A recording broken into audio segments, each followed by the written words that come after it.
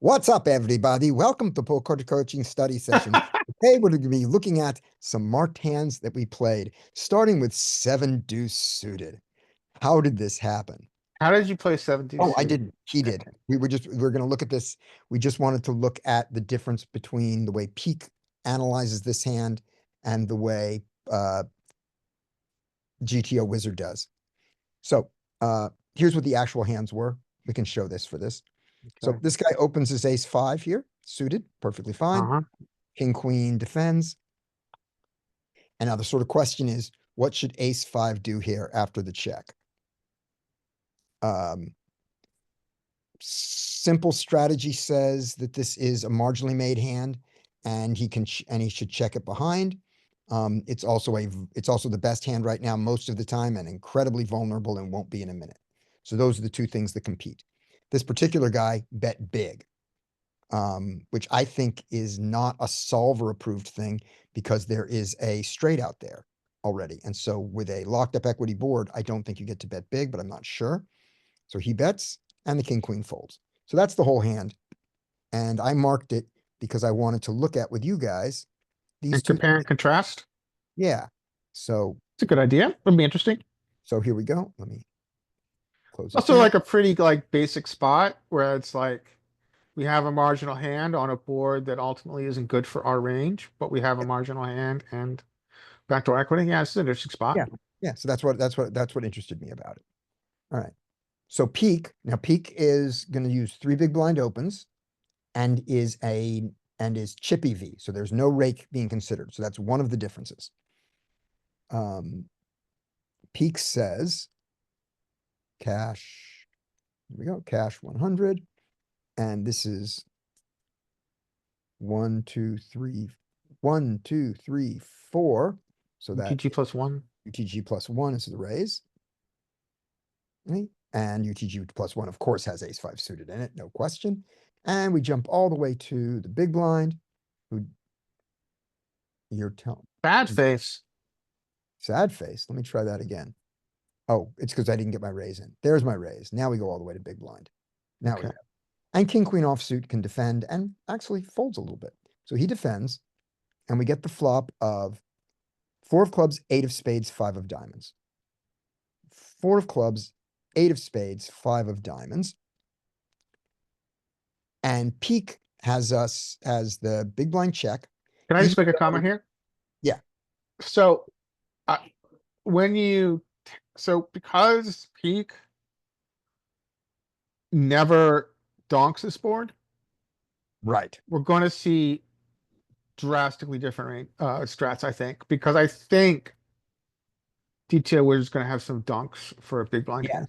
That GTO Wizard is going to be filled with donks from them because this is one of the boards that they have straights that they flop straights on. That's so what I think we're going to see dress. You want to use 6 max, sir? But he was under the gun. Oh yeah, good point. Okay, it might let you do it. Yeah. 3-bet size GTO, NL50, general, boom. It'll get me, I'm going to spend my 1 on this. Okay. So there's the raise for 2.5. Here's the big blind. Doing some raising there at 2.5. And we get 8-5, 8-5-4, spade, diamond, club.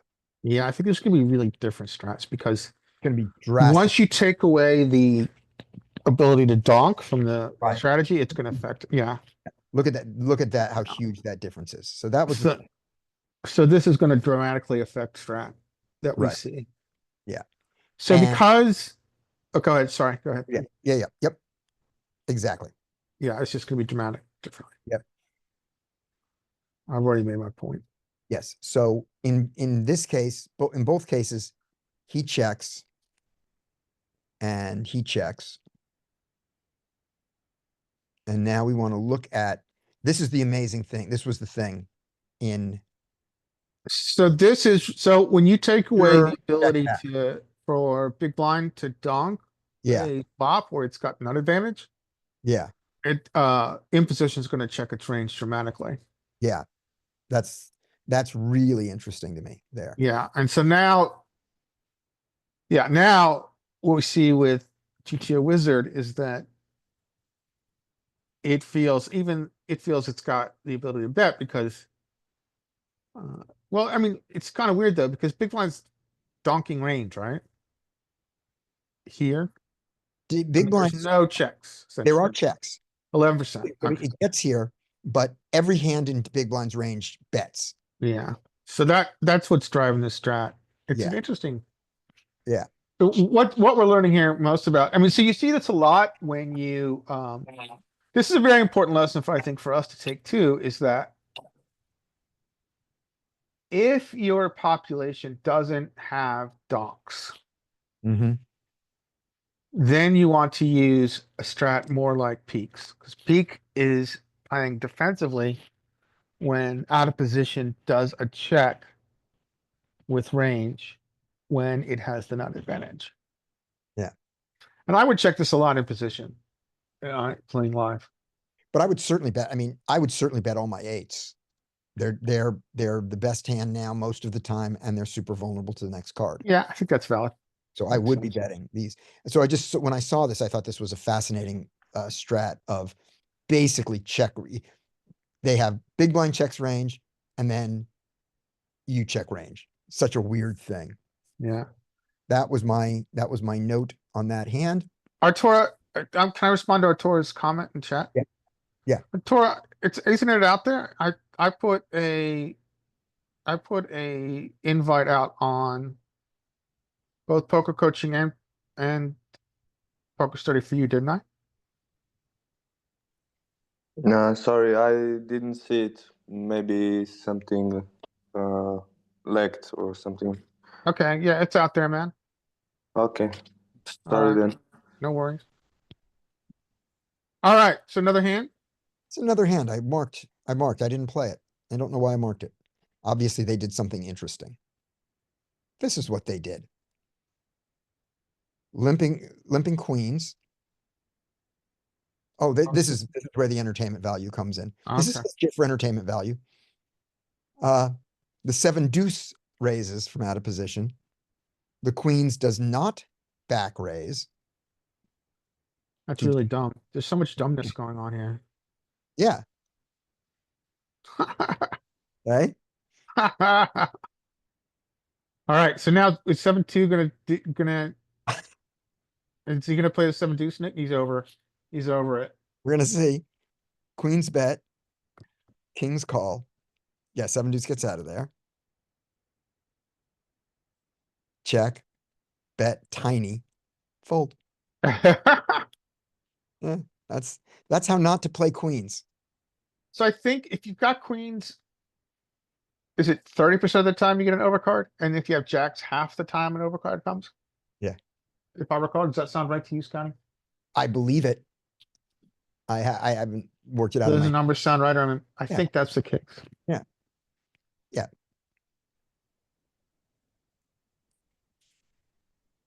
I mean, even if you have kings, If I I feel like the ace comes out 100% of the time. Yes, yes, yes. That we know. Okay. And maybe this is a hand that actually gets played. These are just the ones that I marked. We'll see.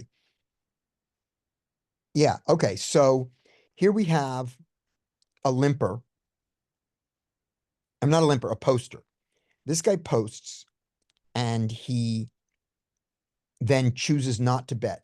So he has an even worse range than a big blind here. He is at the bottom of his range. So this gives the button license to ISO very wide. It gives all these guys license to, whoever gets there first gets to ISO really wide. 8-6 off, that can't be, that's gotta be too wide, right? You can't do that. You like can. it. You got button. Yeah, Fuck got it, I like yeah. it. Yeah. But yeah. 8-6, I would take the spot. but Me too. 8-6 can't raise on the button by itself. So obviously you need one more thing here. I like it. You need some numbers on these guys maybe that tell you that they're folding too much. Yeah, probably. You need them to be. Yeah, you don't want stations. You're Yeah. right. Right. Okay. Right. So obviously you have to fold now, right? No. No, No, you don't. I would never fold here. I mean, Right, to a min re-raise like that, let's go. exactly. Because you're getting odds and you've got position. Yeah, Yes, if he's exactly. gonna, if he's gonna do this with aces, Hey, wait, Scotty, was that a setup question? no, I remember doing it. This is why the hand is marked because of the bizarre things that happened. This, I mean, this is quite out of line. And I get punished. But if you're gonna punish me like that, I think I have to do this. Yeah. We are so far out of solver land, but I think as played, I have to do this. So your pot odds you're being offered are Take it to the street, Scotty. 20%, Exactly. and you're Yeah, playing in position. And take it. yeah, and now you luck boxes. Now we Almost. hope he has, I hope he has pocket aces. Yeah. He checks. This is an interesting situation. This gets more and more bizarre. So This he is checks a board where he really, well, I don't. So the first question I would ask myself here is, can we call a check raise? The answer, barring a shove, is yes, we can. We got So I one. think that allows us to bet at some frequency here. Okay. We also, if we check behind and we get another check, we then cap him at kings. Yes, that's true. And we have two streets to get him to fold the kings. If That's true. we want to get really Mark Goons on his ass. Not to say that Mark Goons would have gotten himself into this position, but if he did, you know, if he caps to the guy at kings, he's going to try to get him to fold. I wonder if this feels like a good place to use the good old Brazilian. Maybe. But I decided that he was going to go with an ace anyway. Nice. Yeah. Give us the reveal, dude. Let's see what he had. What? What? He doesn't want Oh. anything to do with it. Maybe it was a misclick. Maybe this was actually a hit. He hit the return. He hit the wrong key. Yeah. Is he a standardy, like a reggy stat player, That I or know of. No, this is ignition. So this is an anonymous site. I only have the hands that I have from this session on him. oh yeah, that makes sense. Yeah. What a Um, bizarre thing. yeah. I think it might have been a misclick. So what made you bet the flop, Scotty? Because I feel like now I see it as weakness, but like initially I was thinking it was like mega strength, and Yeah. fishes usually like to check raise on an ace high board. Mm-hmm. What was your reasoning for checking back for betting the flop that you could get him off by bombing? I would like to win these chips now, please. I don't think I had a good reason. I believe I believe that this non-standard play is not so wrong because I'm doing it against Jack 4 and like that. It's not good. And then he made me do this. So this is the first situation where I have to think about something. And it's like, I go here. If he's got his aces, is he going to check raise me now and get me to fold? Or is he going to continue to trap Mhm. when I bet big? And when he doesn't, can I get him off of aces by the river? And I've decided I can. Plus, I can get there. I've decided that barring a check raise, this hand is, I'm getting all in by the end of this hand, either with value or with bluff, one of the two. Now, if I go 10 and he calls, the pot's going to be, I'm doing all this analysis after the fact. Now what it is, the pot's going to be 37 and I'm going to have 80. So I don't have to jam the turn. So I can bet I can still have a jam on the river.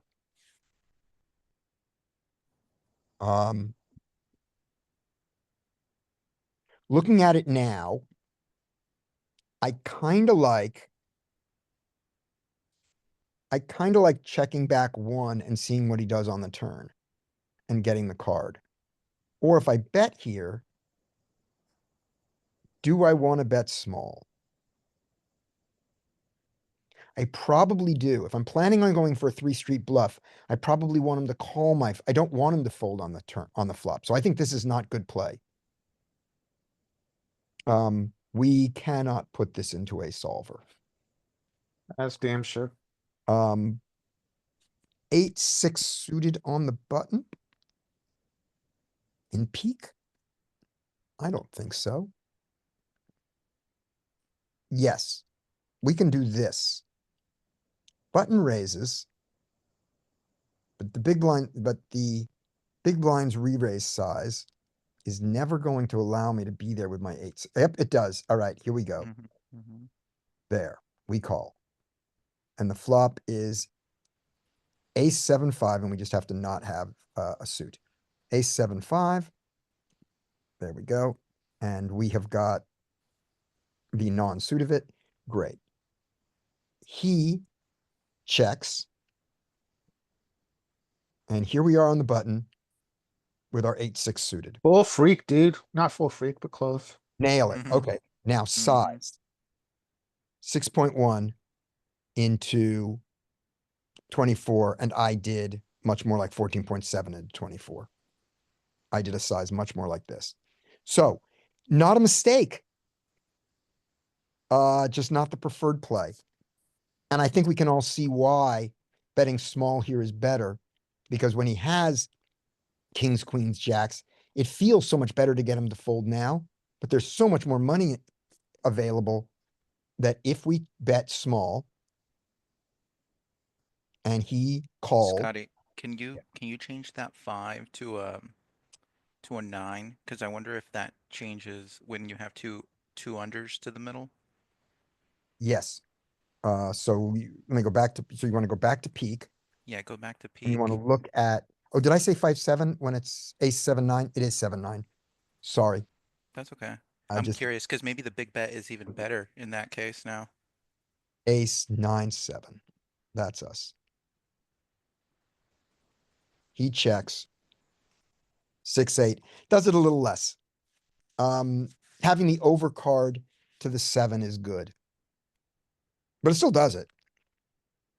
And now in the offsuit one, which is this one, it doesn't like the 14%, the big size at all.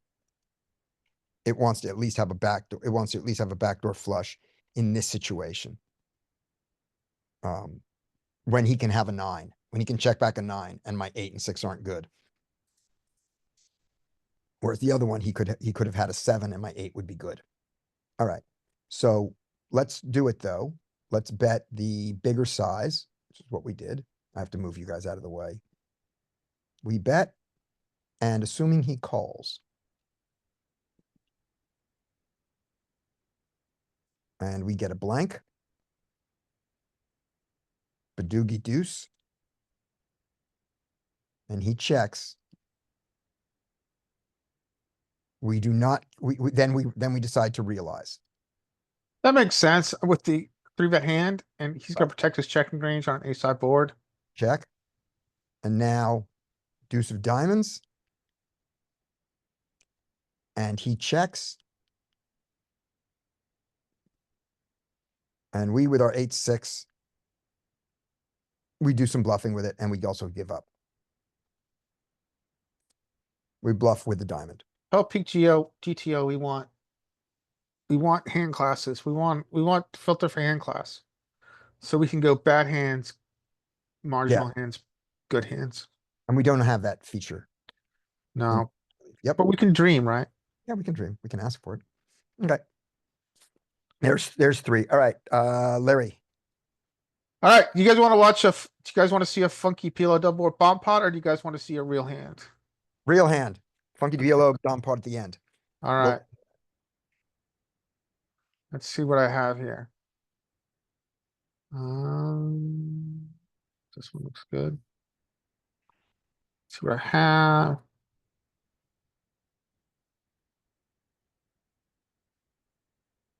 Look at that. Okay, now we're back. Can you guys see my screen? Yep, we can see it. All right, I don't know what this hand is. Well, wait, let me see. This is ace queen, right? Mhm. And this is B6-6. Hold on one second. Let me check something. B6-6. Okay.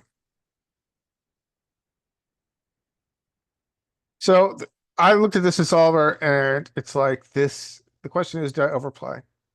I'll let you guys decide, and I won't tell you what solver told me. So clear 3-bet here.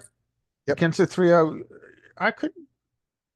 Maybe I can go. Would you go to 13 big blinds, 14 big blinds against this bigger size? What size would you use? I think 12.5 is fine. Yeah. Let's see what, that's what Jonathan originally taught. And let's see Yeah. what they're doing in peak. I will say this as well. I think we talk about sizing too much because it's easy to talk about. Yeah.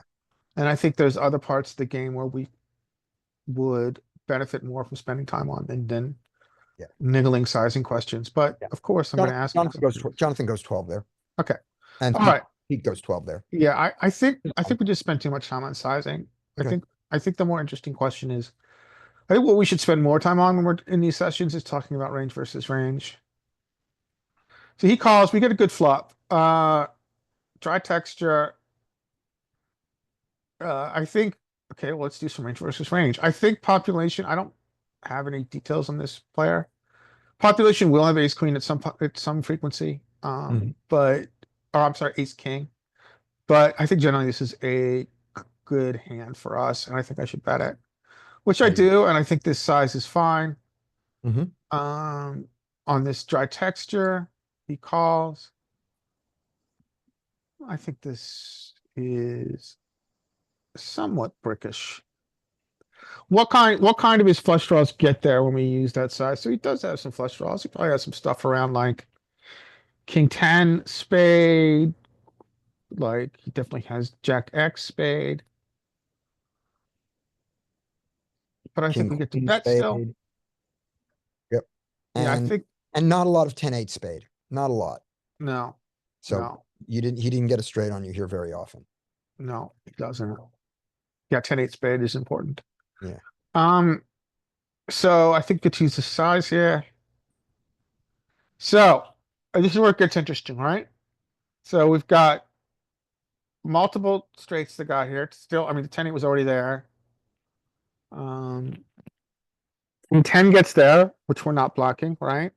King 10 spade is available. So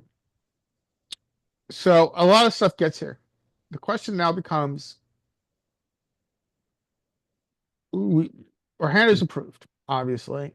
But has it really improved on this run out? And that's the question. What are you guys doing here? So before I know what I'm doing, I ask myself one question. If I block bet, will I fold to a jam? If the answer is no, then I'm not going to block bet. Yeah, and I think that, obviously I've heard this reasoning, you've used this reasoning often, and I like it, and it makes sense. Yeah. The first thing you have to say is, do I have the ability to fold if he shoves? And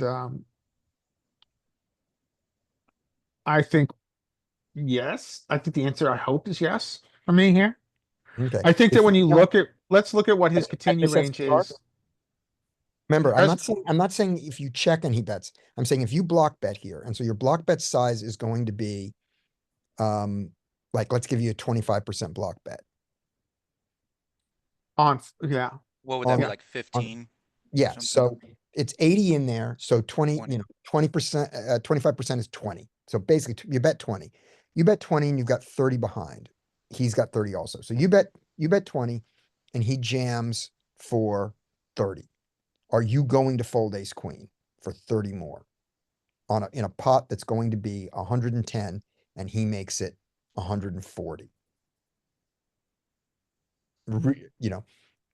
Answer me that. Answer that, Larry. Are you going to? Or are you going to say, okay, no, I don't think I use a block here. I think I check or shove. I think those are my two options. That's why. If you can block bet fold, then you can block bet. If you can't block bet fold, then you have to check to induce and decide or jam. I think if we worked out pot odds here to a block bet, which would be like, I don't know, like we'd be like if having to win 20% maybe.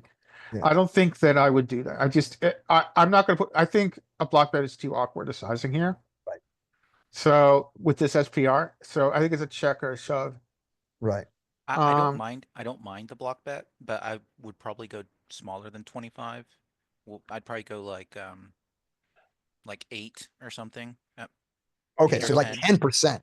All right. Yeah, yeah, 10% or full. And because like I mean the thing is when you're inducing here, what are they Mhm. actually turning into a bluff on this run out? yeah, I don't want to induce here. I don't want Right, to be STI. but I don't think blocks induce. Yeah. I think it's I mean don't get me wrong, I'm sure there's people out there that will jam, but for the Mhm. most part, like people that don't have it here are just gonna call. And I mean, it'd take a really sophisticated player to turn their Jack X into like a bluff here Right. Yeah, or a naked you're right. ace. Yeah, you're right. You're So gonna, just want to check one thing. So Frank, your thing is you're going to bet about 8 big blinds, and if you get jammed on, you're going to fold. Yeah, yeah, like Okay? always, because there's Gotcha. no value left anymore. Okay. And you're getting value from your block too, I think. Because Oh a yeah, lot of yeah. They're ace going to call X you. is gonna call you down. Maybe Jack Queen calls you down. Do Jack. Yeah. sets jam here? No. I mean, do pocket sevens jam on this run out? I don't think so. No. Although if you got pocket sevens and the guy bets 8 into you, you go, that's never, you can say that's never a flush. True. So, And then you still don't jam because the flush is the only thing that snaps you. right. Yeah. And then you go, I beat everything, but you're not calling. So you don't, that's good. Okay. so So Frank bets 8. Larry doesn't bet, 20. I either shove or check. Right. And which one do you do? When you check, are you calling down if they jam? Depends on the player. Okay. I think here I shove. Okay. Now, to answer your question, you're the more interesting. Now, I don't know if I made the mistake of doing this to not have a hard decision, but regardless, um, Which I do all the time, by the way. yeah, it's a mistake, and I do it. Yeah. And this, I think, is what I'm doing here. Um, it, it would I don't depend on mind the a player jam. profile a little bit. So, You still get value from ace jack, ace nine, ace seven, queen Yeah. jack if they yeah, got you're here beating that way. value. Yep. You are beating value, but it's very hard for, yeah, you're right. Like always gonna have regret because um the th Because I chose to play poker. yes, and also because when you get called down here, you've already like filtered their range to their strongest hands, so it always feels horrible when they show up with a pip higher than you. Yeah, I mean, so I will say on turn, I think sizing is important here. I mean, so let's listen to our own sizing, right? Hmm. Trying to focus on range versus range. Okay. So I use kind of beat like a very kind of AI size here, like a kind of a 40%. Hmm. And when we get this kind of this river is really interesting. And so I did put this in the solver, and what the solver likes to do here is it likes to check call. So it checks, and if he shoves, it calls off. Okay. Yeah. Okay. However, if that's the right decision against population, I don't know. Solver here will pounce on your perceived weakness. And so if this is high enough in range to hero, I'm not sure against humans. This is an unknown, so I'm not sure. But I think check call is probably the best solution here. Hmm. And then make a decision depending on if I didn't have anything on this player. And then make a decision depending on who the player is. Yeah. So I think check call's better here. Okay. All right, one more. I'm on team jam, You and like the jam? I think all three have, merit. I think all three choices have merit. Yeah, I think so. Yeah, Um, I think okay. Let's go to another one. And I don't think it's bad, but I am uncomfortable doing Franks. Good Yeah, bet fold. yeah, I don't think it's bad either. Yeah, but Yeah. I don't think the SPR allows me to feel comfortable with the block, but I can see the value of it. Yeah. So this hand is against this is my description of this guy. He overvalues top pair, he's aggro. We want to miss c-bet trap him. He'll get it in light and he'll donk 3 streets, pot size, multi-way. He's heavy 4-bet. He's a gambler. And So we hang should on. tighten our 3-bet range against him because he calls very wide in 3-bet hands. Gotcha. So And this we is what, also need, and so we need to hang on, except on boards that end up being ace, king, queen. We may have to hang on. yeah, so this is, yeah, so now we're multi-way. This is a very interesting spot. Yeah. In my poker nerd brain. So so I don't, this is going to be, I think, the guy in the button. So all these notes are about the guy in the button. Mhm. I don't remember what happens with the big blind. So he checks. So in theory, we're going to have a lot of checks here. I don't frankly remember what I do here. But in theory, I think there's a lot of checking that happens here. But in reality, we can see a lot of value in betting. I choose to check. Now let's see what happens. So he does Give it- take, he's going after it, right? Yeah. Given your read, I think your check is excellent. Okay. And the result, obviously, but So this is a lot of reasons I'm not going to fold here, Mhm. but this is a lot of reasons for checking multi-way. We now know that both players have interest in this hand. Again, let's think about ranging. This guy's got a lot of flush draws here. Oh, big blind has a lot of FDs. He's got more twos than button. Mhm. But we're not folding yet against this Right. size. They both have pocket eights, Both have pocket eights. and only the big blind should have any deuces, and he should have virtually no deuces. Yeah. And you can argue that this sizing doesn't necessarily, well, sizing with a flop boat, you can do a lot of stuff. So yeah, this sizing doesn't necessarily dissuade me from saying one of them has eights. So we get this pretty good turn. Mm-hmm. I choose to check. I like it. The maniac is slowed down. No, he's not slowed down. The maniac is now B50. But again, I think big blind folds here. He's out. Perfect. But against a maniac, we're holding on, right? You're Agreed. holding, and your best way to make money here is to not check raise him now that you're almost always ahead. It's to continue to hang on, and sometimes he gets there. Okay, now remember this hand. We're gonna get kind of a dream river. Are we gonna get a 10? Oh, that's so nice. So the question becomes, against player profile, who's bet twice into us, do we ever donk? No. Never. Not with this hand. Yeah. And he has the obvious hand for what he's doing. This is not so maniac, actually. Yeah. I Yeah. don't know if I'd make his play multi-way, frankly. I might make his play multi-way. No, I'm not. I don't have it. That's a little too gangster Okay. for me, multi-way. I think it's a good play. Yeah, but I like his play. I do like his play. I like his button, and I like that he turned equity. What I Mhm. would have done here, though, it gets weird, though, because you get two calls. Right. So he's gonna so he's ready to shut down, and then he picks up massive equity with the 9. Yeah, now he's got a combo draw. So I think Now he decides I'm not folding. I think you know this better as a limit player. I think he's 30% of the nuts here. Oh, you mean how often he's gonna get there? Yeah, I think it's 30%. First of all, he can be beaten. He may be drawing dead already. Oh, because it's a paired board. Good point. Yeah. He can be against a house already. He can be. But when he's not, given He this, gets he's he up against gets 8 a he's lot, got 15 cards to a flush or a straight, right? plus 6 more that are probably the best hand. Which are the overcards. Yeah. Yeah, good point. So it's like a half a deck situation here. Yeah. So if he bets here the 10, and now all of a sudden somebody makes a move, he's not folding. Yeah. So yeah, he can do this. Yeah, I like this. Yeah, good point. He would call a But shove. now he knows that he has the best hand most of the time, but you can't call him, or he's way the fuck behind. Yeah. So He doesn't expect that he doesn't expect that he's behind pocket 10s, but he expects that, you can have a deuce. I could also have over pairs that I've played for.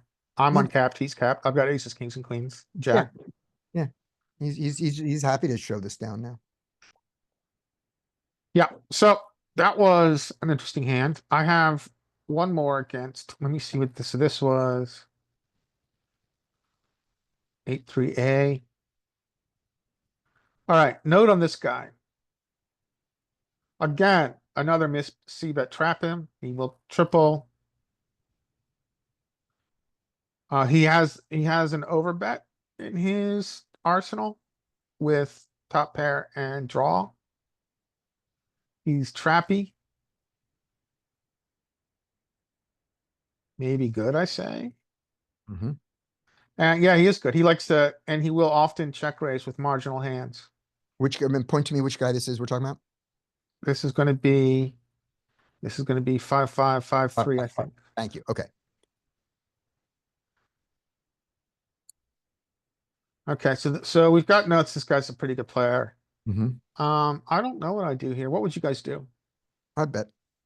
Like, it doesn't really, I don't think it really matters. Yeah. I'm trying to disincentivize, de-emphasize. I would bet big here, like half pot. Yeah, I think either's fine. I don't know what I do. Yeah. Yeah, I bet half pot. I think half pot's fine. That seems fine. We get a nice, lovely turn. Mhm. Now, oh, this was an That's the interesting one. hand. That's the one I would do. I would do less often. This is why I did this. This guy, I think, will be a non-believer sometimes. Mhm. So I think this is not ideal. I'm trying to induce him to call a big bet on river, which I think is Betting. fine sometimes. Maybe we can put this in peak and see. Okay. Um, That was good. but I think it works, and that's why I have this hand here. Yeah, I played this a couple nights ago. Right. And now, because I trap him, I get to use this big sizing, and he heroes with probably like 10x. He probably has a 10x here. Right. He might have actually jacks. Right. Maybe jacks But and if- queens. But if he has jacks or queens, we definitely left money on the table. And if he has pocket nines, we got money because he Yeah. might have lit on there. Yeah, I don't know. This is a great play. This is probably too trappy. This is too trappy. Yeah. All right. You want to put it? You want to see what peak says? Yeah, I'm going to do that right now. Go. We are going to peak. Do you want me to? Let me know if you want me to. So I let got me it know if you here. want me to Okay. read off the details here. 1 second. So we do we do this. So his position was Hijack, hijack raises, and we are cut off. cut off. We 3-bet, and he calls. Good. And the flop is the fun. 2 of clubs, 8 of diamonds, 10 of spades. All right, here we go. Peak has some Check range. Here's Yeah. our kings, and It we likes to. It likes to Right. just smash it. It Right. wants to smash this size. right. And interestingly, we do not go reverse linear. No, it does not like. It does not really protect the checking range here. So aces check a little more than kings check. Yes. We've got that. Okay. But kings and, queens are a little less, and jacks check the most. Surprisingly, you'd think that this would be the opposite in what we've seen before. Yeah, yeah. This is the opposite of what we've seen from GTO Wizard. Jacks can benefit from a 9 coming, and a queen isn't terrible. So that's interesting, and a 7 is okay, that aces and kings can't benefit from. So there's that. All right. So you've got kings here. I got King Diamond, King Heart, and Right. so It we'll does just very I use little like checking. B50, I think. Yeah. And the So size it loves, We'll give it a B70. the size it loves is given a choice between going a third and 2/3 ish. Yeah. It likes the bigger size. And you went halfway between the two. You went half pot. Fine. Let's call that the bigger one. Move you guys out of the way. There's the bigger one. And he calls with whatever he has. Then we get the 4 of something. 4 of clubs. 4 of clubs. Yeah. We get this. Also, I think there's a mistake because he needs to call with his flush draws. We check. Yeah, we're just not trapping here. We're trapping. This is not a It play. exists, but it's not the main line. Well, let's just see what sizing it uses. So Or- go check. Or when you take this size. Yeah. Right. Check, And check. then 3 of diamonds. 3 of diamonds. Check. and he has very few checks here, and that's the good thing about your line. Yeah, the so world that's what so the argument is that this is, yeah, I think this play is not ideal, frankly. I think there's a place for it, but it's a low frequency roll. Is Yeah. the When you do it, it goes that, and then now your king's the size it likes, shove. makes up for the lost. Yeah, we lost EV. We captured EV. Yep. All right, do you guys want to see a DGen PLW or bomb pot, and I'll hand it back? Yeah, hold on, Larry. So, the solver is jamming there if we check the turn with Mhm. king. Yeah, but the SPR is really different. Oh, you're right. Yeah, because it bet bigger on the flop. You're right. Okay.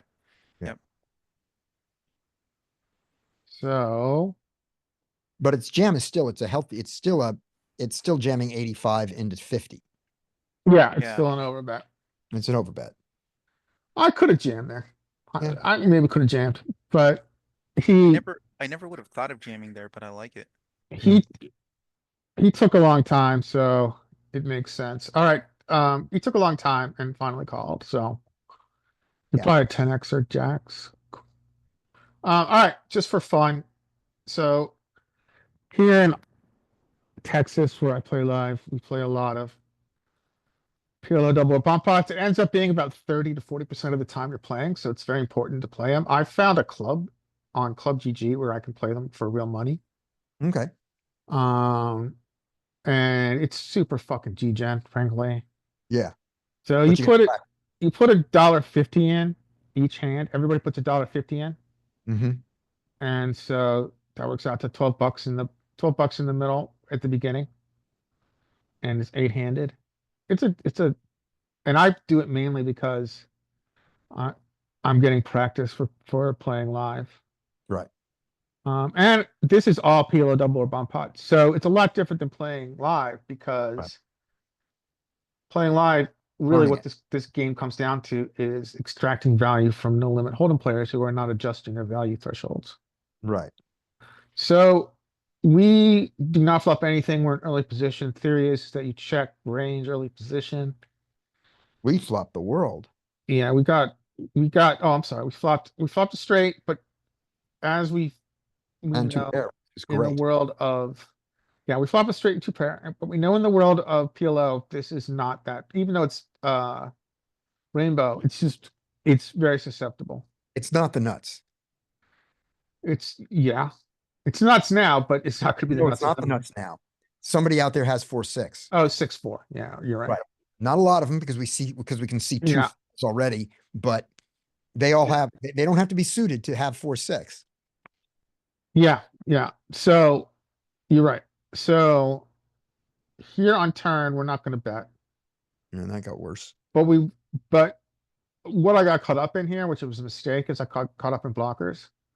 6 is blocked, right?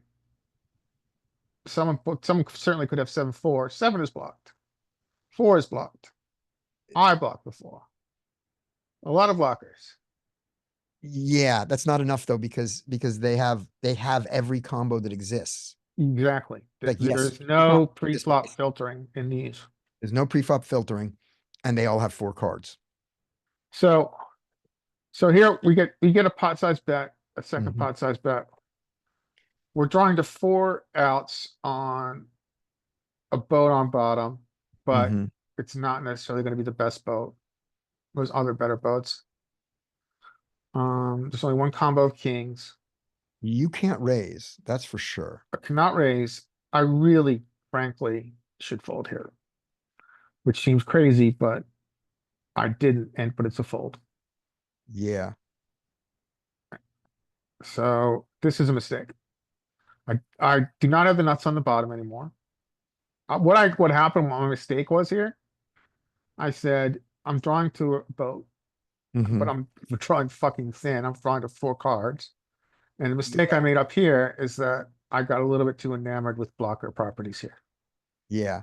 6 is on the board, taking it out of everybody's hand. Remember, you got to use 2 cards. Right. So they need right. 4 So is here, 4-6 right?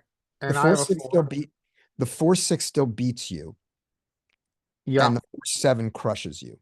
exactly. And there's a 7 on board. So I Yeah, got a little too enamored with blocker properties here when I call. And then luckily, not luckily, and then, so we do not improve on bottom. Things get worse up top, right? yes, they get 7, worse. 8 gets there, Yeah, yeah, you have to, and we would have folded to it back here. And been sad about losing our 12 bucks that we shouldn't have called on turn. And this guy got me from the beginning. he's got Oh, he got me on turn rather. deuce, 4, 5, 6, right, because his deuce, because his deuce lets him get there. Yeah, his deuce gets And good. we didn't even talk about those combos. Yeah, yeah. This is a That- super I was complex bummed. game. Yeah, And you're like, and the reason that essentially it's like a sucker's game playing live cash, no limit hold'em players. And in this, well, essentially what happened, I mean, this is essentially what happens here live is that two players that have some knowledge of the game in most pots, two players who have some knowledge of the game and have nuts or second nuts beat up on everyone. call down, and then there's a fish who is overvaluing art something, overvaluing his hand, like I did here, which is Mhm. this is fishy behavior, frankly. And those two knowledgeable players end up splitting the pot of the fish. And that Mhm. happens, I would say, 60% of hands here. Right. And these pots aren't small. They're usually people stacks. If you were not in early position on the flop, you can bet this hand, I believe. So if it checks around to me on button, But cut I'm- off. Cut off. yeah, maybe cut off. I definitely could pot and try to steal. Yeah. I would pot, try to steal, and then if it checked to me and then someone called and it checked to me on turn, I would check back. Right. And if you do that, by the way, the deuce 4 folds. The 7-7 Yeah. also doesn't, he might not, he folds also. Yeah. Yeah, that's a very good point. Right. So if this did come around, Yeah. this would be a very good spot to steal. Right. Now, having said that, we look at one thing on when the 6 comes, you and everybody here, none of us pointed out the important thing. We kept talking about how about 4 and 4-7 and the 6 blocked. And the fact is you were now beaten by deuce 4, 3, 4, 4, 5, and 4-6 and 4-7. Yeah, and that's important. Very good That's point.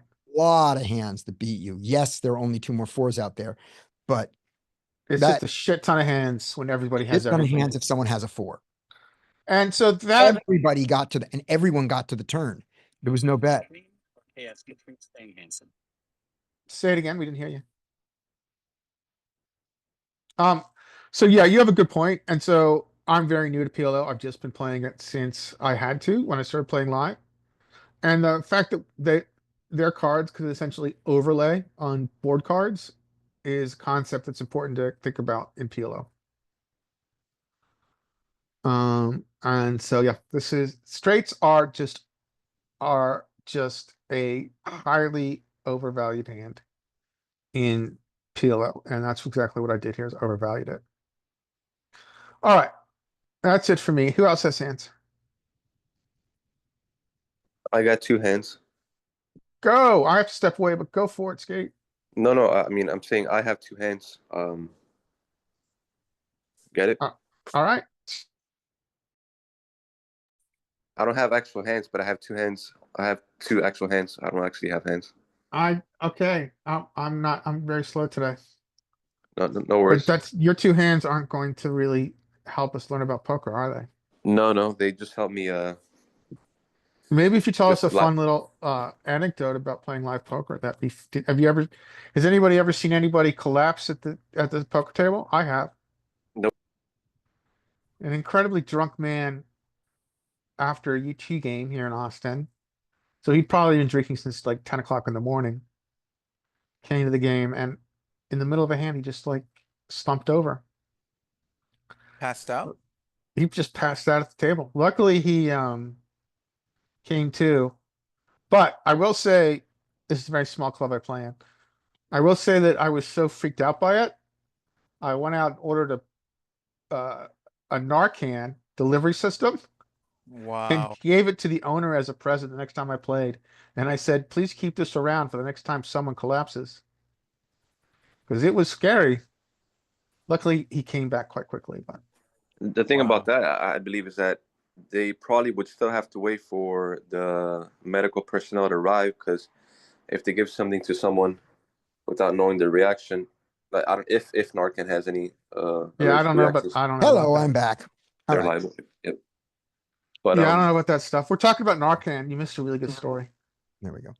Okay. So I have a poker problem to solve with you guys that is not about a hand, it's about seat placement. So this is a live game. This is the game I played on Saturday. This is a game where oh, sorry, let me take out Bald Bluffer. That's not him anymore. It's just a guy there. We don't have any particular read on him. We're going to say that actually, no, this is the guy. He's a good player. This is the best player or second best player at the table, depending on whether he's better than me or not. I believe that I was in the top 3 at this table, and that this guy was definitely in the top 3. And if he was much better than me, then he was doing things that I didn't understand, which made him so I couldn't tell. But he certainly wasn't worse than me. Here's the interesting thing. This guy here, this is my I started the game in this seat. In seat 3. There I am. I'm in seat 3. Okay. This guy here in seat 6 has a 100% fold tell. He is reading a book. And when he looks at and he is reading his book and he looks at his cards in advance, and if he's not interested in the hand, he puts his cards down and starts reading his book. What an awful fucking player. Right? Except that here's the thing. This is not hurting him. He's losing no money by doing this. He's costing everyone else money. Who's Yeah, not yeah. attention to it. It's And when really he- actually, that's kind of bad poker etiquette, isn't it? People do it, and they do it for all kinds of reasons. It's not you. If anybody tells you not to do it, they're not telling you because you're hurting the game. They're telling you to teach you to be a better player. Yeah. So, yeah. So essentially, I consider that bad etiquette because Right. he's giving an advantage to the people in front of him. Right? He's giving advantage to these people, and I He's am not giving an advantage to the people behind him. right. And I've decided I'm going to not tell him this, and I'm going to try to take advantage of this. Yeah. Right? And so, and by the way, he's not doing it when he's in the blinds. He is smart enough to not give this tell off that's saying, I'm going to fold my blinds. He only does it when it doesn't matter to him. So I'm sitting here and I look at him, and every time he exhibits the fold tell, I move my position up 1 and I play this range instead of my range. Right? Makes sense? Everybody's along with that? Yeah. We do this for a while and it's working very well. Then another thing happens. This guy here, who's currently where it says dealer, but it doesn't matter that he's the dealer. This guy is open limping a lot of hands. What a mess. Hands as good as ace queen, and hands as bad as what did I see? I certainly saw a jack 9 off. Okay. So he's limping a lot. I am not getting the advantage. When somebody limps, your advantage is by playing behind a limper. So they limp in front of you, not limp behind you. That doesn't help you. And I don't get the advantage of his limps very much. This guy is also limping some. And I'm not getting the advantage of that. This seat here opens up. Do you move Huh. to take advantage of the limps and no longer be able to take advantage of the fold tell? I Which say yes. valuable? I say your cutoff and your dealer are your worst players here. Even though he's got a protected limping range, I think these are your worst players. I've And I got more. think I think the God seat is good player. And I think moving closer to the God seat is good. Mhm. Plus, But I'm I getting see your point that you give up the advantage of your pre-flop photo. right. And the other thing I'm doing is here, I'm uninvolved with the good player. Here, I have position on the good player most of the time. Good point. And that's yeah. The closer you move to the right here, I think is better. Yeah, but you move away from the fold tell. And so that was the question. And I really struggled over it, over which is the right move to do. Scotty, where were the two weakest spots at the table? Well, these guys were making this mistake, which was pretty weak. Let me see if I can remember the guys here, how they played. Who's to your Uh, right? What? Who's to your right? Who are you in position on? Direct position. Those This 200 and guy. 300. I have Those I don't, when I was there, nothing uh, comes. No, he's just standard player basically. yeah, I'm trying to remember. I don't even remember which guy he was. I remember chatting with him. So therefore, I have no, I don't remember. I mean, I, I agree with Larry. Given no other reads, it seems like the cutoff and the dealer or the COD spots, the limpers, are the weakest spots, and I would yeah, move in position against them. yep. Um, but if the weakest spot was directly to my right or really If close to another, my yeah, right, if this guy was particularly weak, if I was getting a bunch of money from him, yeah, I would, or I, if even like the low jack or the hijack, if they yeah, were directly to my left, I might stay right. because you are benefiting from the tells. Yeah. So this is the thing I do know. There was not enough important stuff about these guys that it influenced my decision. So I had Yeah. nothing about them that made me say I should stay in the seat for this. It was, it was these guys' mistakes and how do I take advantage of them? Is this a better spot to take advantage of these guys' mistakes, or is this a better spot? And I moved, and I did move. And the thing, so that's what I did. And I thought that was an interesting question. And the Yeah, it other is. I did wrong, that I'm saying this sort of like, forgive me, Father, I have sinned, is to confess it, and maybe I'll talk about it. This is something that Larry and I talked about last week, which I would is, never move though, to be honest. because Oh, just because like, you're playing live, um, you're there to have a good time. Your edge is probably so significant that like, um, that it doesn't matter. And like moving and getting position on people it like makes some people uncomfortable potentially. And I never want to risk that. okay, I'm gonna say that I think that you can let go of that, Okay. and here's why. It is the people at the table who are aware of what you're doing are not offended by it or anything. They study like you. Okay. They know it's Hmm. part of the game. So they're not there to have fun. I don't mean they're not having fun, but that's not what they're there for. Hmm. All the fun players move because of the luck. When Mm. somebody leaves who has a big stack, people want that seat because that seat is lucky, right? You've seen that, Yes, I have. Mhm. okay, all the time. So they assume that you're moving for the same reasons they move. And therefore, they do not get offended. It doesn't bother them. They don't have this, you're trying to get position on me. How dare you insult me that you think I'm the weakest player at the table, that you want to be on my left. Hmm. And when you do it, if anyone asks why, you make the joke that says, so for example, if you've been winning in your seat and you move, so why would you leave out of that seat? You go, I think the luck's all used up. Okay. And they believe that and you move because that's what they would do. Guys, I gotta step away. I'll be back. Okay. Um, so you can move there's an amount of moving which is, kind of goofy, but nobody sees it as an insult. Yeah, yeah, yeah. That makes sense. I'm gonna take your word for it because I don't trust any of my life stuff anyways. Right.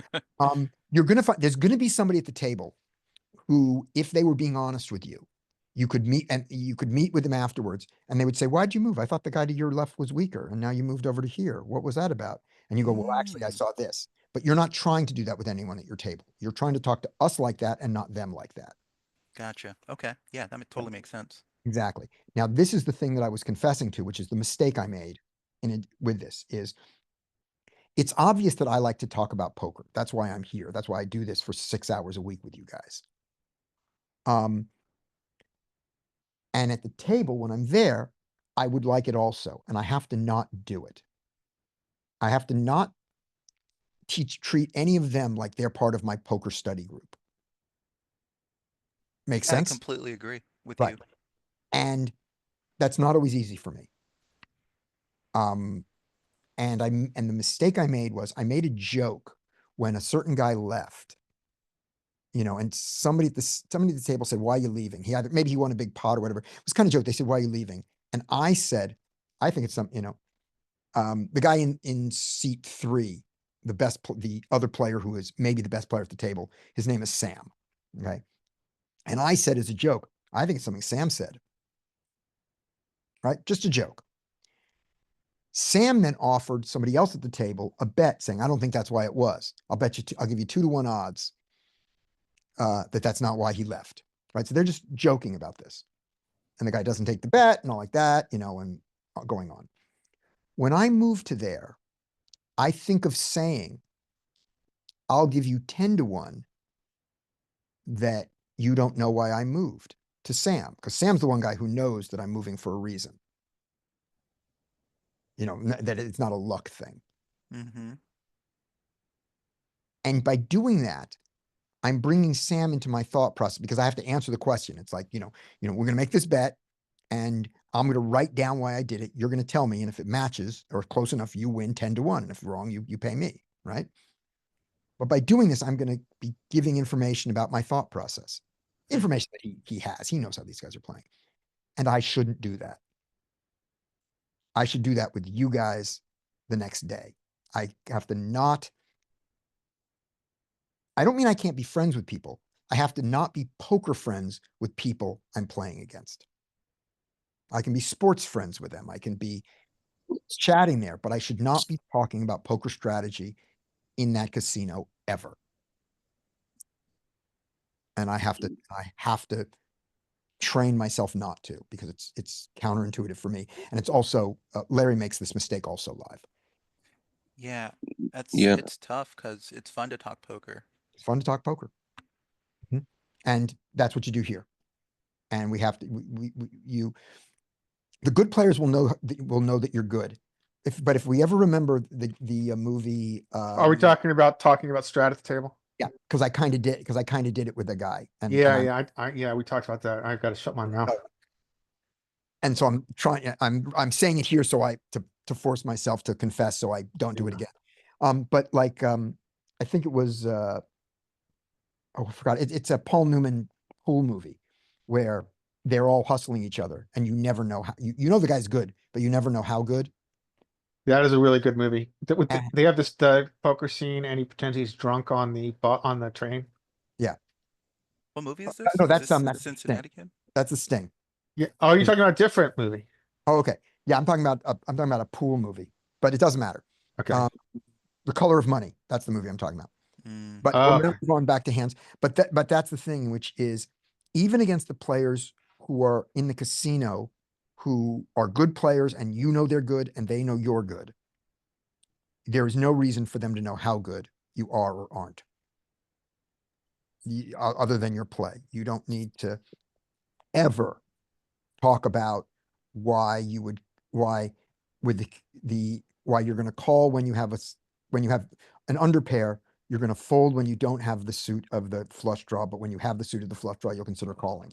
That we are never allowed to say anything to that level to anyone in a casino we play with. Yeah, and I don't really know why. I mean, I'm assuming that it's because the whole people don't like a smartass culture there, and a lot of people think that they're better than they actually are, but but then when somebody opens their mouth about strategy, they don't like it because maybe they think you're trying to be smart. I did the same thing while watching these live streams, and even the host said, we don't talk strategy here, and that just it threw me off. I quit watching these streams. But the truth is, a lot they don't study like we do, and they don't really care about the game Yeah. like we do. So the reasons are, for one thing, if you're talking about the level of things that we're talking about here, these are things that not just fishy players, just normal, everyday, kind of good players, but who don't study. People who've never seen a solver output, but who think about poker. They don't think about the suit of their blocker. That's a level that I don't, well, certainly I never heard of. The more you expose that this world is out there, the more you tell them you're being outclassed, you're being outplayed. You have a level of understanding of this game that is so far below that you can't win. That is that costs the poker economy money. It costs you money. You want to be playing against people who are worse than you. And it's kind of like, not totally, but it's kind of like scaring a fish away, where if somebody plays really bad and somebody at the table tells them how bad they are and a jerk, and the guy leaves, and you just look at the guy going, what the hell was that about? You know, because the guy called with a hand he should never have played, and he rivers the guy and he takes his whole stack, and then that guy loses his shit on him and tells him what a bad player he is. Yeah, that's the worst. That's the worst. That's, you know, that is bad strategy in every way. This is related to that. It's a lower version of that. Somebody once said to me when I first started playing, you know, there was just the phrase saying, no lessons at the table. And That's a good way to put it. there are no lessons at the table. They're here. Okay. Let's do something else now. Anybody else have any marked hands? If not, I will go and just do a random marked hand for us. I have some, but you go ahead. Okay, I'll do, if there's anybody who has them other than Larry and I, yell out. I'll do, otherwise we'll just do these. I'll do 3. Here we go. We did those. There we go. I think we saw the lovely 8-6. Okay, I gotta remember to turn off this so you guys can't see the whole cards. All right. Ace-10. Dude, how many hands do you have again? I forget. I have infinite numbers. I'm gonna do 3. Okay. All right, you open ace-10. Ace-10, we get a call. For those of you who are new, this is our opinion of people who call in the small blind. There is a good, robust calling strategy that includes calling in the small blind. When you are at a non-raked game, it might be important. At a raked game, it is a very, very small part of the strategy. But we believe that people who do this are not playing that strategy well. We believe when we see someone call out of the small blind, they are generally bad players who are playing something who are playing closer to a big blind range until proven otherwise. So already we have an opinion of this player just from that. Can I ask you a question? Yes. So I might have some negative EV strategy creep here, and I'm curious what your honest opinion is. Not that you've ever given any opinion, but your honest one. Uh-huh. And I have begun against these late positions to flat 3s through 10s. 3s through, I'll 3-bet 10s. 3s through 9s. You're saying in the small blind? In the small blind. Okay. With the argument that big blind is just not squeeze. I'll change that if the If you get person has a proper robust squeezing range in big blind, but generally that is not the case. So I choose to set mine at a pretty high freak with those hands out of position. I don't think that's a big leak. Okay. As long as you are paying attention to how often you do get to see the flop. If you're if you're losing this hand pre-flop 1 out of 10 times, you're fine. Okay. Yeah, that's a good way to look at it. But I would also like to know, how often do you get a lot of money from your opponents when you hit your set? Yeah. And I think that's important too. Well, I don't think I'm not doing it with city connectors, just with middle low pairs. I think we just don't get, if we don't get thrown off our equity by big blind enough, I think it's worth it. Right. Now, if these guys, if what these guys did was they had a robust three betting strategy and they added into it a calling strategy with their small and medium pairs, they would be not trivial to play against. Or it would not be easy to play against. But the guys who are actually doing it aren't doing what you're saying. They're calling with king jack offsuit Yeah. and with 8-6 suited, and queen 10 offsuit, and ace 5 offsuit, and ace Uh, 8 offsuit. Yeah, which I would never do. Right. But That I will say this, I think a good player in small blind is not going to do what I'm doing. I think a really good player is going to expand their three bet range Mhm. and then feel comfortable playing under pairs in a three bet pot out of position. Yep, that's probably the next step. And they And that's probably probably the aren't next step. threes, Yeah. fours, fives. They're probably letting the threes, fours, fives go. Yeah, exactly. But Yeah, they're right. expanding the sevens, eights, and not playing them there. Yeah. Okay. Yep. I don't think it's a big league. Okay, thanks. And you're not going to be able to, and because you're doing it live, you're not going to have the kind of stats in your database to know. So you just got to Yeah. pay attention to it. Maybe write it down. Yeah, I like this conversation. I think I'm comfortable if it's all regs, letting deuces through like sixes go at a high frequency. Um, three betting, tens full, nines some, most, and eights, you know, Yeah. probably like 50-50. Um, and I think the other thing that you want to look at is how frequently button is raise folding to three bets, because that might encourage you to three bet them more aggressively. Yeah, that makes sense. And you'll know, and the raise fold one, you'll know because you're raising with your tens and your jacks, right? And your queens and your kings and your aces. So you're going to be three betting often enough that you go, I'm always getting folds, almost always getting folds when I've got these big hands. So screw it. I'll start doing it with nines and eights and sevens until he changes his strategy. What Or I found is, oh, sorry, Rob, you go ahead. I was saying, but if you find yourself you're going to the flop fairly often with these, then you go, well, I don't think I want to expand this to sevens. That's not going to be fun.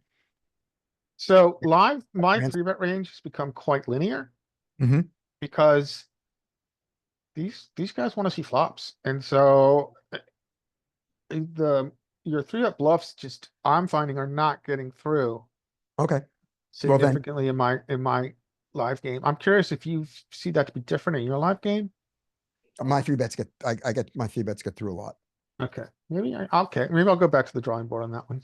But I'm playing, it's a different, remember, I'm playing higher stakes than you. Yeah, and in real money, I mean, in actual amount of money in your chips, Yeah.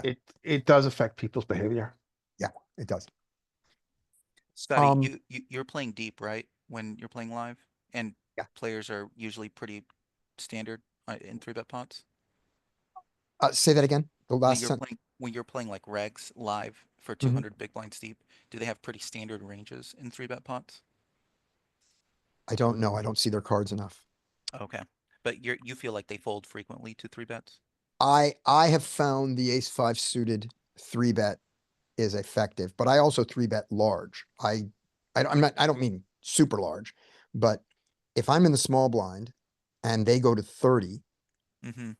I go to 165. I Oh, go okay. 5.5. Yeah, that's big. Yeah. I mean, it's not overly big. It's 5.5x. Are you usually playing 100? Well, Hold you're on, hold on. playing No, I with said that wrong. No, I said that wrong. I three bet. That was I was doing a squeeze. I'm sorry. No, they go to 30, I go to 120. Okay. 120, Yeah, you yeah. have 4x, and you're playing 120. usually. But when there's two people in, when I'm squeezing, it jumps up to that number. Okay. And you're Yeah. playing 5-5-10, right? 3, 5, 10. 3-5-10, and you sit with 100 bigs, which is a grand. I sit 1,500. Okay, you sit 150 bigs. 150. And so not everyone, but so do a lot of them. Do you sit at 150 bigs because that's kind of the default stack depth, or is that the stack depth at which you feel most comfortable? It's the max buy-in. Oh, that's another reason. Okay, cool. I sit down, I buy in the max. If I go down $200, I put $200 more on the table. Okay. I buy, when I go, I buy 3,000 to 4,500 in chips, and I put them in my pocket. And I Okay. put the chips on the table that I'm playing, and I go down and I just reach in my pocket and I put out another chip. I don't call over the chip runner. I have them there. Yeah, I do the same thing. I get extra chips and put them on. At Yeah. your game, are you expected to vocalize when you add chips, or can you just do it? No, as long as you're not doing, I mean, I don't hide it. You know, I kind of like just like hold it up like I'm doing this, but no, you don't have to. Okay. Yeah, you could top off legally as long as it's not Yeah, over the minimum. exactly. Okay. Thanks, guys. Okay. So here we go. There's our call. He bets into us. And So you've gotten dunked into. I got donked into, and I think the answer here is totally easy. Call and don't think. Yeah. The queen comes. He bets again. Well, that's bad for our range. Call and don't think. And the 3 comes, and he checks. Well, the question now becomes what? So the things that are called that are worse ace X. They're not worse.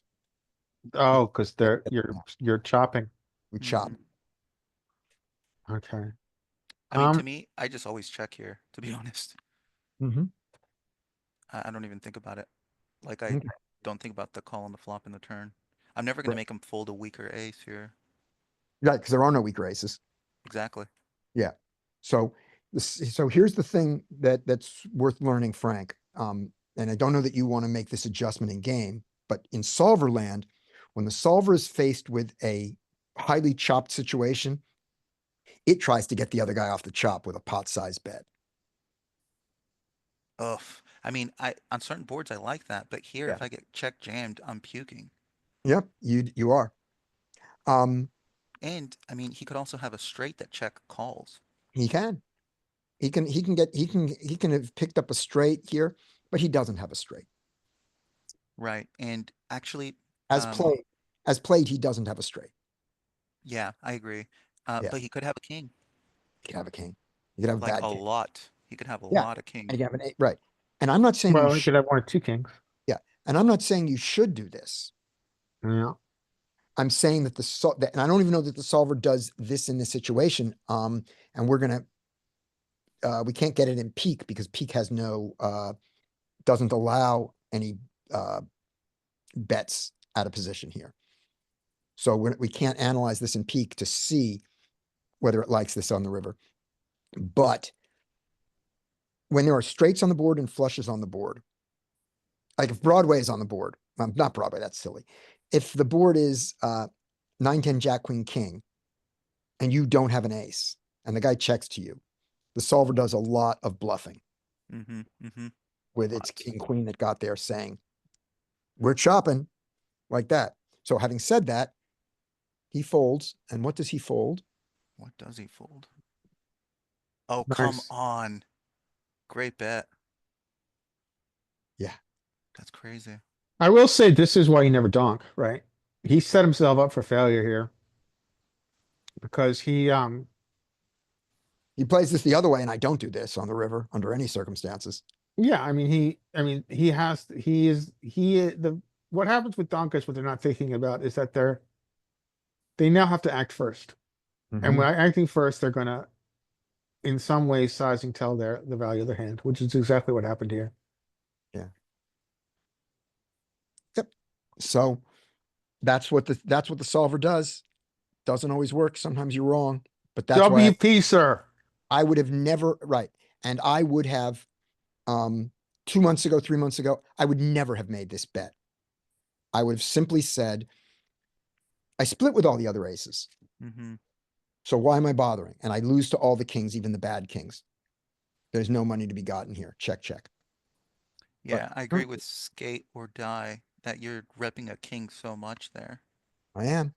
That's great. Okay. I'm Yep. gonna have to think about that more. Yeah. So Um, that is a viable cromulent play. yeah, that's awesome. All right. We'll throw up 2 more.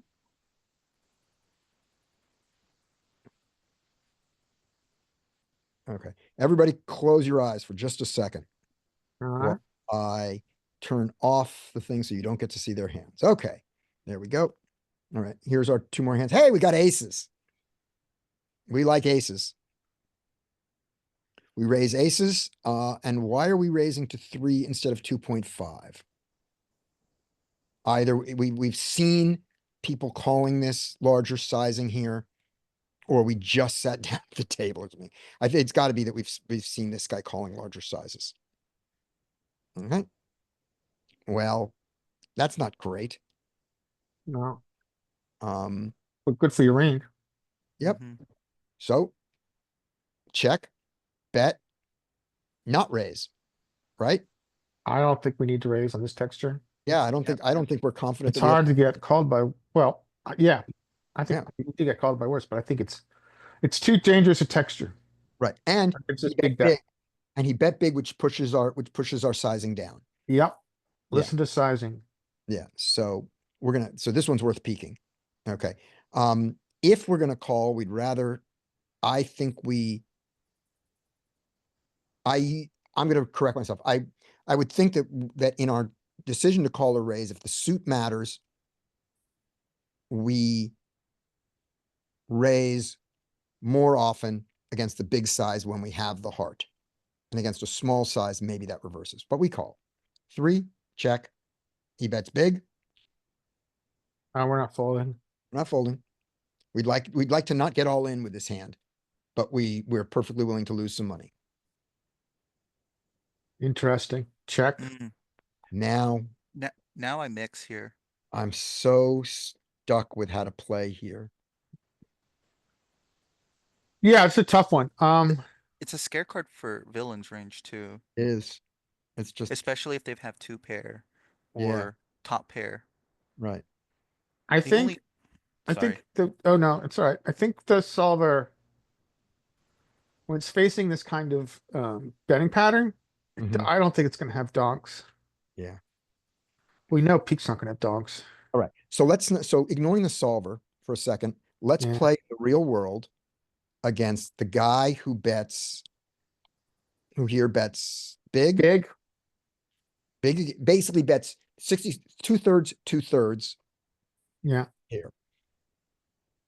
What do So you do? so solver's not going to, well, okay, we'll get away What from do we do? solver. We'll look at the Let- solver. What do you Yeah, do? so thinking about humans, Yes. he loves his hand. If he's a smart player, he loves his hand a lot less. He hates his Unless hand. he has lots of ace X, but there's not much left. I don't have a docking range here, but I am not against it. And a lot of people are vehemently for it here. Mm. A lot of people would say that not docking here is a blunder. Okay. And I don't know. Right. I I think love dunking here. yeah, I think I did the one thing that is I think I jammed, and I'm making it so easy for him to play right by jamming. If I donk here, I don't think I should be jamming. Yeah, I don't either. I think Yeah. it's like half pot or check. Yeah. Some kind of block Betty thing that he has to call. Yeah.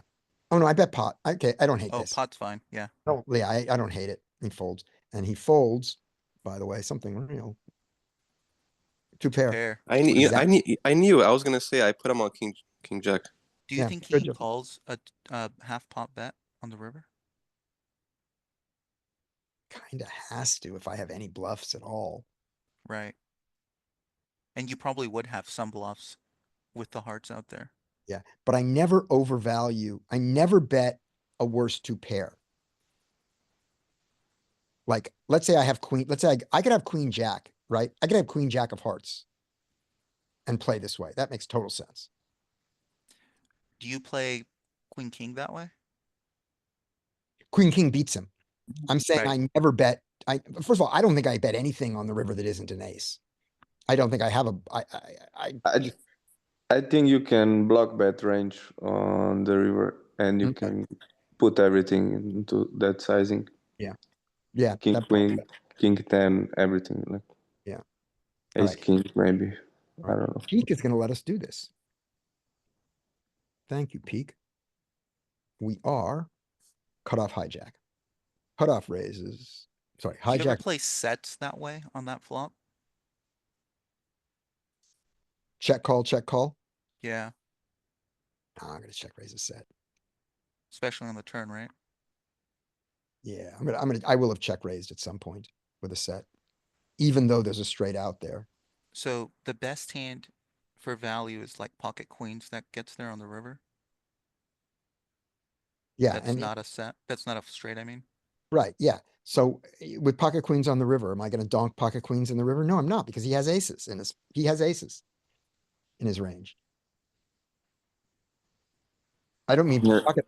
Yeah. I mean, he has he has ace jack and ace 10 that he played this way. And you can block with queens and fold to a jam. Yeah, yeah. Okay, so it goes like this. Mm-hmm. Big blind folds. We get the king 10 of hearts, jack of clubs. King 10 of hearts, jack of clubs. We check range. He bets king jack that he doesn't have offsuit in peak, but he has it suited, so he bets it. And he bets 5.2, staying in the game tree. Aces do not raise. Nope, we have no raises on this board. And you check your full range on that board? Is that what I Pete was fold, saying? but I check range. I check range. Then he bets, when he bets small, I have a bunch of check raises. Mm-hmm. Gotcha. Okay. I'm sorry, I shouldn't be betting there. Sorry, check. When he bets small, I have some check raises. Not a lot.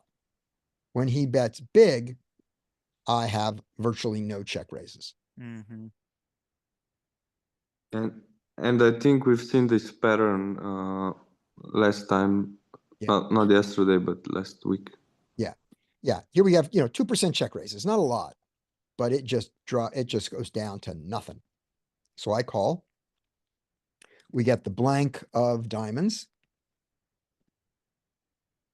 Still checking range, still checking sets. His bet is 2/3 pot. Pot is 17, so I'm going to look for about a 12. We don't have one of those. So the 10.7 is the closest. And now come in the check raises when you want to do it. There's your weird queens, which are not the best hand, but this is not a really, this doesn't make sense within the Jonathan Little world. I'm not saying Jonathan wouldn't do it. I'm saying the simplified Jonathan Little strategy says that queen, queen is a marginally made hand with a draw, and the marginally made hand is more important, so it checks it. But also, that's a simplification of solver output. We're trying to imitate something like a solver to get the right frequencies, and so we don't get all the partial frequencies. And the solver does check it in the majority of the time, so that's not a contradiction. Jack, jack set doesn't do it. King, king set, little bit. Ace, queen nuts, you bet. Ace, queen protected nuts with the hearts, you bet. Ace, queen with the ace of hearts, not so much. Ace, queen without the ace of hearts, much more. Queen of hearts doesn't hurt you. So there you go. And then some check raise heart bluffs down here. Once you pick up the 3, you don't bluff it, just in case he's on a pure, draw. Okay. So we do that. Our aces, you need the ace of hearts to raise. And I was saying it on the flop, so he doesn't ever do it. Okay, there we go. So we need the ace of hearts to raise. We do this. And now we get the bizarre queen of spades, queen of clubs. Bizarre queen of clubs. And we just don't donk in solver land. Well, they don't have dunks. Ever? No, Pete doesn't include any dunks in its strategy. It does after check lines though, right? It has probes. Yeah, but that's. I mean, it's that's going to have different. it. It's going to have right. It doesn't have donks. It has Yeah. probes. Yeah. Yeah, there you go. Okay. Peak doesn't donk. And maybe that wouldn't be the worst thing to do. All right. And then the last hand is, That's a great hand. yeah. Yeah, and I don't love anything about what I did on the river. I just don't, and I still don't know the right thing to do against population. I still struggle when you get there on the river in a hand where you know they're gonna check behind. All right, limp. Technically an ISO, but not enough to be an ISO. Ah, So we have a choice here. We can squeeze and not be out of position against two players and maybe not be out of position against anybody and end the hand. We can call because we're being offered great pot odds with a hand that flops well, but we're still out of position to two players. And being out of position sucks, and being out of position to two players sucks doubly. Or we can fold. Folding seems the worst option. it does. I think I choose the passive option against this early position. I think so too. Yeah, call. I don't like it, but I think the passive option is better here. Yeah. But I shout out to you for going for it. Yeah. Okay. All right. And Did you get two folds? let's see what he folded. Nice. That's nice. Yeah. Okay, That's give me what- one. Kat, do you need me for Monty or can you do Monty? She doesn't need me. Okay. That's nothing new. All right. Yes, that's nothing new. Sorry, couldn't help myself. Don't apologize for a joke ever. How are y'all Um, thinking about your 3-bet range against early position opens? Yeah. This is probably a bit there we go. This is probably a bit cute, and I think it's only because of the limper there. So I am trying to do something very much like this. I'm trying to, so his position was he was under the gun. He was 1, 2, 3. Oh no, he was just low jack. So low jack here. I'm trying in the big blind to be doing something like this. You know, we've got more queen nines and queen eights than queen tens. it's a good play. I mean, Mhm. it's and we can see by the result, it's a very good play. Yeah. And I'm also I'm trying to be aware of these frequencies and not follow them and to make my choices by these frequencies, not by a random number generator or by the suit of the card in my hand, but by my feeling about the opponent. I'm trying to move to that. And at some point I'm going to do an exercise where I just take all of them. We're just, we're going full on. I'm You're trying to not get to like 18% 3-bet or something. Yeah, I'm not saying that I'm going to do queen 10 suited 100% of the time, but I'm going to do queen 9 and queen 8 100% of the time. I'm going to do king 5, king 4, ace. I'm going to do all the ones that are in the 50s 100% of the time and see how long it takes for people to catch on that I'm full of shit. Maybe I'll do that experiment this week and we can look at it next week. But that's what I'm doing is, and live, I'm especially trying to decide based on the player. Makes sense. Yeah, so that's what I'm trying to do. And this one, it was queen 10 is a sliver. I don't want to fold it, and I hate inviting this guy in. So that's enough to push it from a sliver to do it. That was my logic thought world there. All right. Larry. Okay, let me see if I have an interesting hand. I have an interesting hand where I think I could have gotten someone off a chop. Mhm. I'll show that. Yeah. And Skate points out I want to get the seat moving thing. I just need to get a better view of the TV. Or say nothing. Yeah, no one cares. No one cares. You can move as much as you want. All right, so we open, this is kind of at the bottom of our opening range. We open ace 8, early position. We flop nothing, 4 ways. I'm checking. this many people. We get a good turn. I'm betting. After no one seems to have any interest in this hand, you get a call. You get a repeat 6. So we've got a bad ace on a board where we're paired and a jack. So we are chopping with ace 9 and ace 10. He does not have ace king, ace queen. We're chopping with ace 3.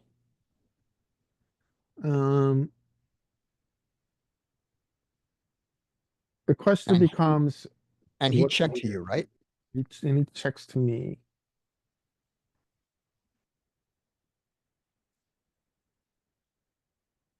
Do we want to value bet here and or move him off a chop? Yes to both. What size would you like? Pot. Yeah, or 75. Yeah, I think that's a better choice here. I did not do that. And I mean, if he has a 6, he we has a chop with 6. ace 4. But I think this is, I think I have a little bit of a blind spot for chopping, and I am trying to work on it. And this is, I think, a good example of a spot where we can strip him of ace king. Some passive players are going to have ace queen here, But so do but you. You've got all ace kings and ace queens. I have them. I have You I have have the all of them. yeah. And he has a hand he shouldn't have, obviously, but is it offsuit even? Yeah, it's at least suited, but it's still that's a better 3-bet than a flat. But this is, and I will say this, studying and playing a PLO derivative is making me better at being more attuned to board textures.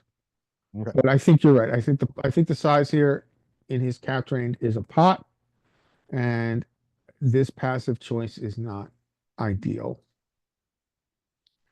Okay, now go back before you do it. Let's just look at the action one more time and think about which sixes he has played this way.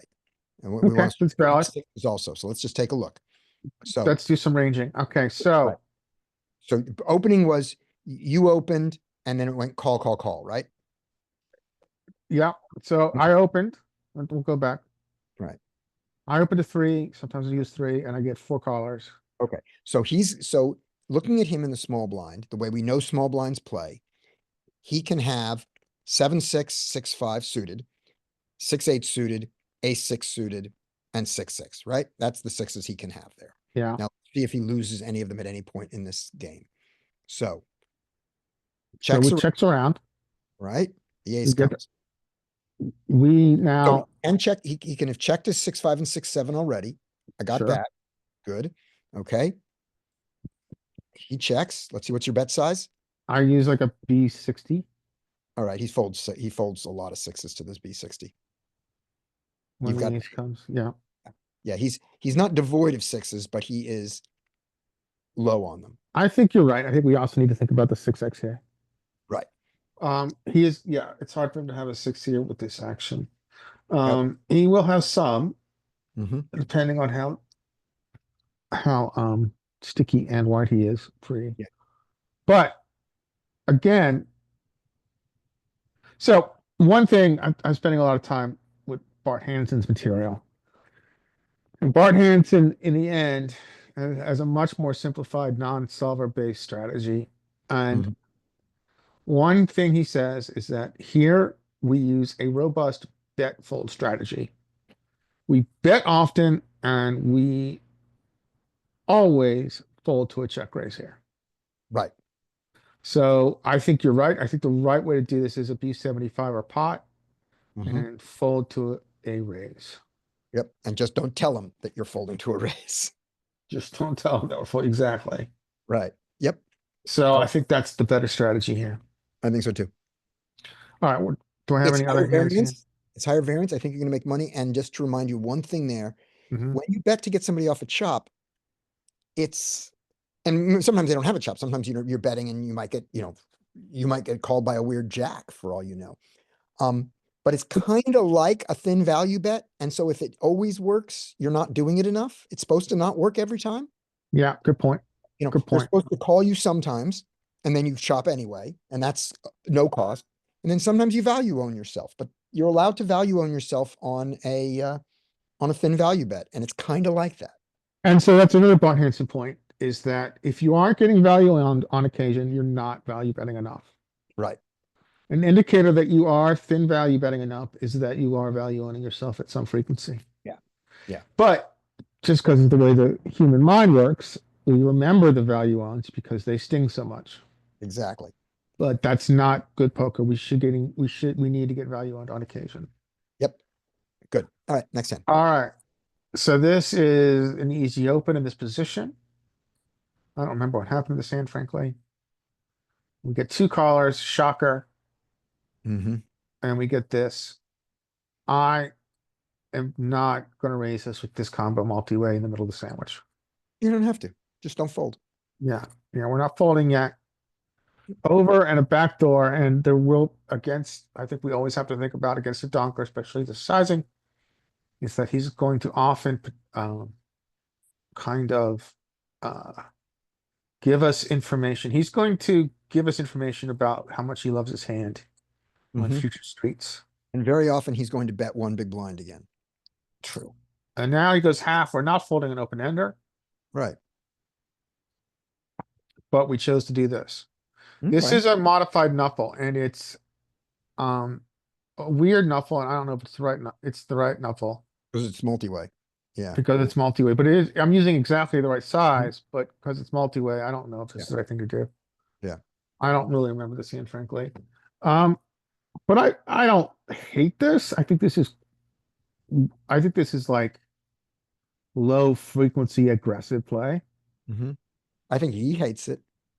Well, that's what we want. We want to make ideally poker unpleasant, uncomfortable for our opponent. So here, I would argue that his sizing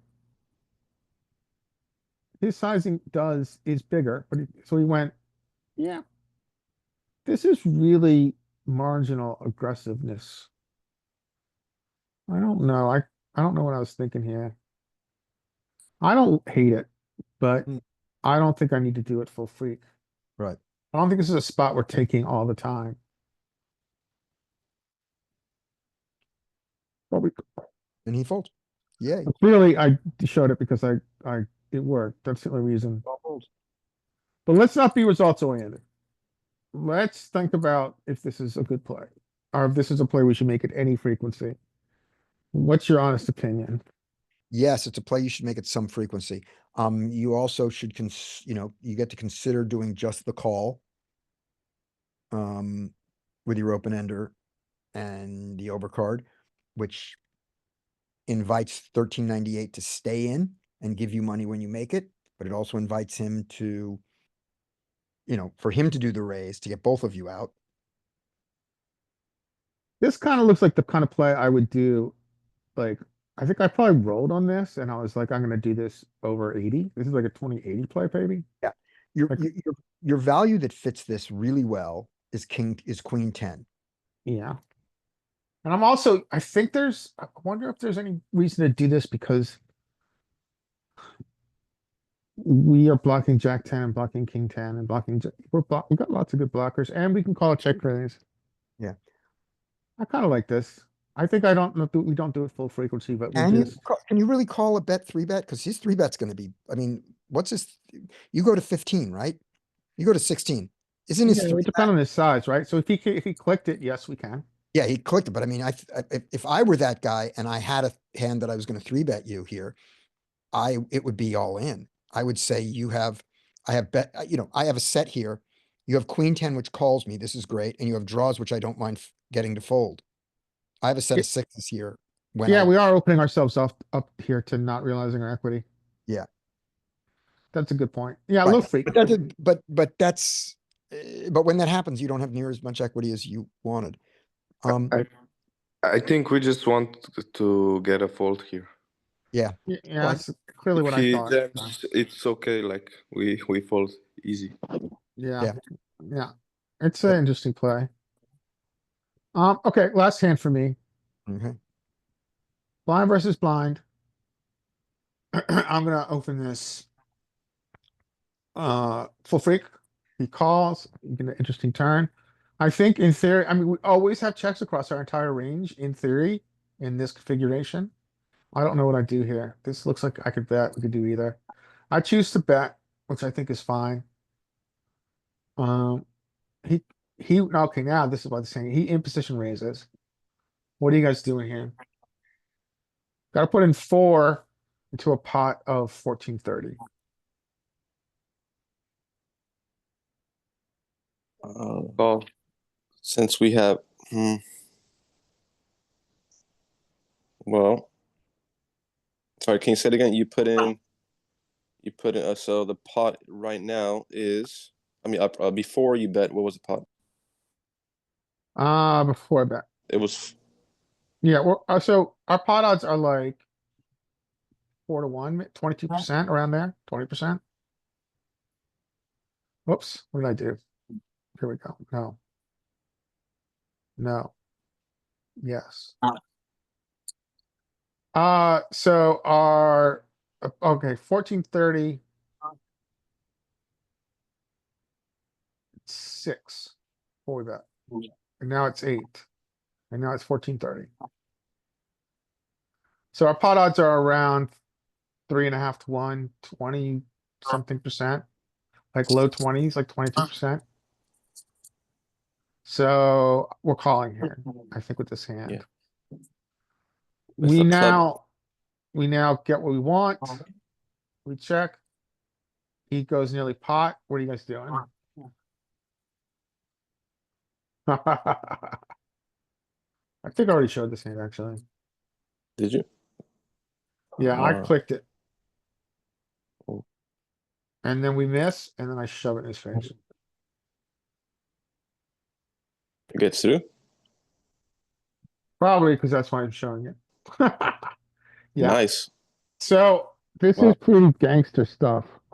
Yeah, that's great. I don't, and I, but ignore where the button is here. The button is incorrect. The button chip is incorrect here. This is blind versus blind. He clicks. We call. He bets big, and we click back. We click back with the aces. He cannot have the nut flush, and he can't have king high flush. And so, but he certainly can have a second or third. Yeah, I like this play. It's pretty gangster though. This was a live hand? No, this is on global. Okay. But it's gangster as fuck. But I'm down with it. All right. Scotty, you still out there? Yep, I'm here and I'm gonna give you, yes, I'm here and I'm gonna give you one more hand. We're gonna end with one more hand. Okay. I'm And gonna this, stop sharing. okay, and I'm gonna put it in here. And this is gonna be a very easy one, not going very far. Okay, there we go. We're just putting the hand in right now. This is me. I have ace, king offsuit. Okay, All right, so you get an open to 3 bigs. yeah, that's not what, this is wrong. Give me 1 second here. I gotta look at the notes really quick. I open it. So this is just a mistake here. Let me go back and editing the action. Move you guys out of the way of the action. Back. Back. He folds. I go 30. Then a fold. Oh, no, I go 30. I gotta go back. I go 30, then have to hit raise. Then we have a fold. I go 30. Then we hit raise. Then we get a fold. The button goes to 130, right? Yeah, button raises to 130. You're playing 150 bigs. No, Right. you're not. You're playing Yeah, playing 120 bigs deep effective before the 100 pot starts. Yeah, with him 120, with him 150. So here we go. Then we have the fold, and this guy calls. Okay, so this is, I would argue this is obligatory. With 2 people in the pot, I would argue you've got to 4-bet here. I agree. What size? This is what the issue was. Okay, so a 4x would be what? And this 130, player here, 60, like a this is 520. right. This is the player who is who's good. Not I've arranged this wrong just along the thing. This is the good player. And what happened was he didn't raise, he didn't mean to raise, he didn't mean to call the bet. He didn't see the raise. It went Oh, 30, he thought it went 30, 30, and he was then raising, and he went up to like 150, 160, something like that. so he did not miss. There was a three. So he went to 130. So what happened in game? Did he just happen to put out the exact right three bet No, sizing? put out the wrong size. He put out a squeeze size. He put out about like 160, something like that. And they said, sir, that is not a, Excuse me, sir, that's it's 130, right? okay. So he, And as was he he took able his to pull money back away, those chips as he to the was right trying to size? figure out why, he goes, "Oh, I didn't see the raise. Okay, so this is a quite an awkward spot. I have extra information." Yeah. Okay. So this is, so what's interesting here is that if you go, to, let's see, 2x would be 260. We're not doing that. Then we get to 390 for 3x. 390 as a percentage of your, what is 390 as a percentage of your stack? It is less than a third. It's about 28-ish%, 390. Yeah, 400, So 400 of 500 is 1, 2, 3. No, it's yeah, yeah, so at this point then 30%. it's 27%. Okay, thank you. So at this point, you're getting pretty close to that 33% threshold of like Yep. you're pot committed, right? Yep. And so I do not hate putting all in here. Yep, that's what I did. Yeah, that's what I would do. I That jammed. makes you a good poker player who's playing fearless, frankly, to, kiss your ass. But I think that's the right play with this Mhm. combo. And had I had aces, I would not have done it. No, aces and kings. Balanced here. So let's go through some ranges. So by the way, did you generate folds? Yep. I jammed. They both folded. So I ended. think, yeah, I think jam And is this guy right. got very angry because he wouldn't have done this. He wouldn't have made this mistake. Yeah. So let's talk about what different parts of your range you're gonna do here live. So I think aces and kings, we go, well, what do you think? What size would you use with aces and kings? You'd like to get heads up, but you can't. What I mean by that is you can't choose a size that if this guy calls you, this guy won't be incentivized to call you. That's an argument for shoving aces and kings too, then, isn't it? Yeah, but you don't mind taking aces and kings three-way. You just rather get them heads up. And there are I would situations where you I would can't. jam kings Okay. I like that. and Okay, then what size are you guys gonna use with aces then? 2.5x. 2.5x, but not 2.5x this bet. You're not going to go to 2.6. Let's see. 2 would be 260. So Like 300, 330? you're not going to go to 350 here. You're going to go bigger than that, right? Because of the extra dead money. No, I think it's fine. I don't think you have to Okay. have aces here to jam. I think you can just balance your jamming range with ace king and kings. Yeah, exactly. I frankly think that I don't think we have to worry about balance live to be I mean, a gadfly. I don't think we you have to worry don't about want them to know you have ace king, right? I just I don't think- think we see enough spots. I don't think there's enough hands where we have to balance anything live. I want to go out of position here because I am out of position to. Well, to him. also, you just want to jam kings and take it pre-flop, right? Yes, I would like that. But we are 300 bigs deep. So No, jamming. No. This is a 300. straddle. It's a straddle game. We are 150 big deep. so the betting unit is 10. Yeah, Okay. you just can't put Okay. them. in play. Okay. And the way that they designed this interface is screwed up because on on the pot, they show the discrete amount first in chips, like $298. And then second, they show the big blinds, but down here they show big blinds first in dollars second. Yeah. So Okay. and it only took me a couple years to figure it out, so I thought I'd give you that shortcut.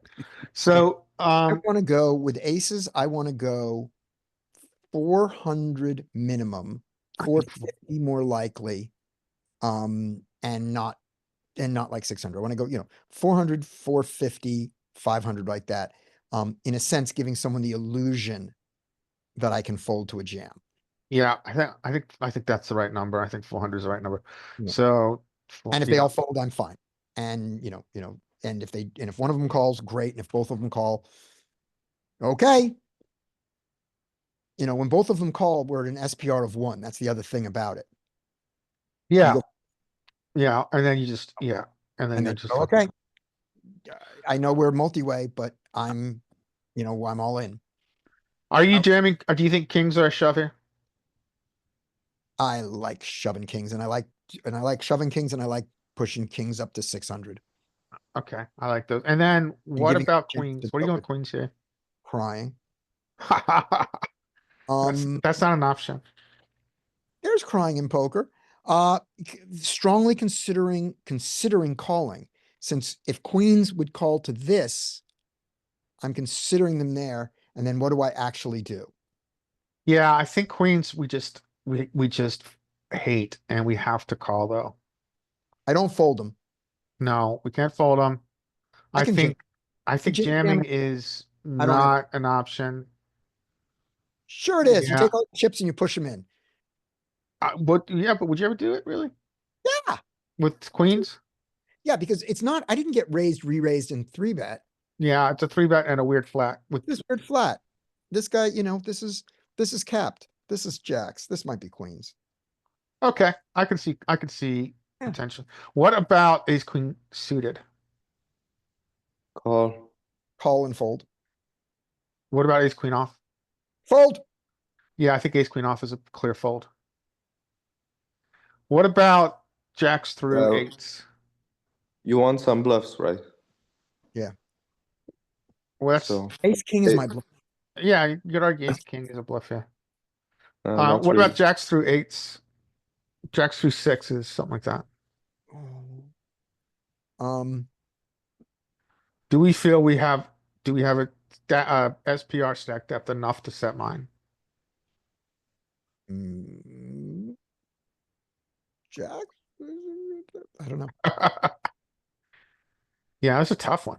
I don't think you're closing the action though, I think which with is his really call, nice. I think you have enough to set mine tens and jacks. I do. Yeah, and also closing the action, I think all of a sudden we're in this weird set mining space. Because there's this extra, there's extra money in here to be won on the hands you can go with. You just can't be really comfortable. I think you set mine here. It's really nice closing the action. Mhm. So I think you set mine here, but you're very, very conscious of what your implied odds are. And you're looking at stacks. Yep. Now, do you set mine with sixes and sevens? And go I for, probably do, but I don't know if that's the best choice. yeah, I don't know. I think eights through jacks are clear set mine, but Yeah. below that, I'm not sure. Yeah. I think Mm. below set sixes, I definitely fold though. I think I'd give up fives. right. And we will never get an answer from a tool like Peak on this. No, we're not. There is no, In theory, this does not exist. there's no cutoff raise, button 3-bet, big blind call. Yeah, it And just there's doesn't exist. no, and I don't think Peak has it either. I hope not. Cutoff raise, how about? You're an Let's- MTT. You gotta Yeah, move out of I know, MTT. meant to be an MTT. Even MTT doesn't have it. Yeah. Yeah, I meant to be an MTT to just look at Oh, what okay, they sorry. had any weird thing that we could even get an insight from. Cutoff raise, button re-raise, big blind, no. How about we go 200 big blinds deep? Just is there any insight here at all? Does anybody ever do this? No. You just don't do it. So we don't know. We'll look at big blind real quick, but you're right. It won't be there. No, it's not there. Yeah. Okay. This, in theory, this does not exist. All right. That was a really good session. I enjoyed it. Thank you, Scotty. Thank you, everybody. I'll see you guys on Monday at 9:15. All right. Good luck at Thanks, the y'all. table. Say it, Skate. Say it out loud. Say the words. The magic words. Okay. Yes. May the poker gods be with you all. Well done. Well done, sir. All right. Thanks again, guys.